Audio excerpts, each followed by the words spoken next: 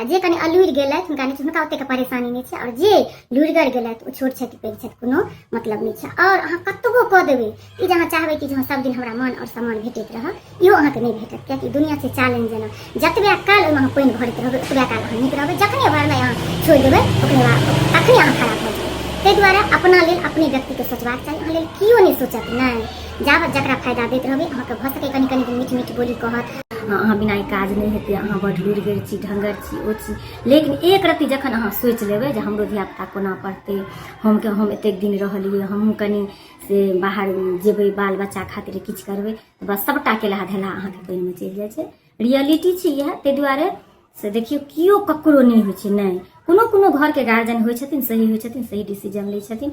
आओर दोसर बात एकटा चीज ई हम देखलियै जे लोकके लाइफमे जे बूढ़ आओर बच्चा एके सङ्गे दुनू तराजू पर मे रहै छै। जाहि घरक बूढ़ ई नहि समझै छथिन जे हाँ ओ बच्चोके पोसतै, जेना अहाँ पोसने छियै तऽ अहाँ चाहै छी जे हमरा सुख दिअ, तहिना एक तरफ लोकके बच्चो रहै छै, ओकरो छोड़नाइ तऽ ठीक बात नहि छै। बच्चाके अहाँ बिहटा देबै, नहि पोसबै ठीकसँ, नहि पढ़ेबै, नहि लिखेबै तऽ फेर हमरो भविष्य तऽ खराब भऽ गेलै। तऽ ओहिमे बूढ़ सूढ़ तऽ एकटा ओहिसँ गुजरल रहै छथिन, तऽ हुनकर सबके चाही कि हम हेल्प बच्चाके देखियौ। कोनो बूढ़ सूढ़ कहै छनि जे नहि हम पोसने छी तऽ हमरा सुख हेबाक चाही, बाल बच्चा भाँड़मे जाइ, तऽ तखन तऽ लोकके मजबूरन सोचऽ पड़ै छै कि जे नहि भाइ अहाँके तऽ समय निकलि गेल अछि, अहाँके जेना हेतै तेना हेतै, भइयो जेतै। लेकिन अगर बच्चा लोकके गुड़िया गेलै तऽ लोक खतम भऽ जेतै, कतहुके लोक नहि रहतै। सास ससुरके कतबो केलाके बादो अगर अहाँके बच्चा नहि बनल अहाँके तऽ जीवन बर्बादे भऽ गेल ने।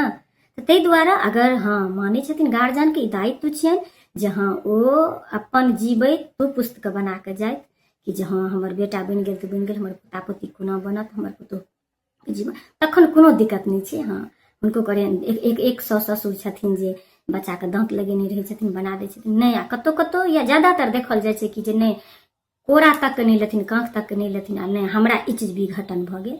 तखन शुरुआतेसँ अपन अहाँ दुनू पलड़ा दुनू देख कऽ चलियौ जे हुनको जे उचित छै से कऽ दियौ, जस भेटै नहि भेटै लेल कोनो सोचैके बात नहि छै। आओर अपन बच्चा के जे भविष्य अछि ओहिमे कोनो कॉम्प्रोमाइज नहि करबाक चाही शुरुआतेसँ। ई हमर सोच रहल आओर हम हमेशासँ करैत एलहुँ।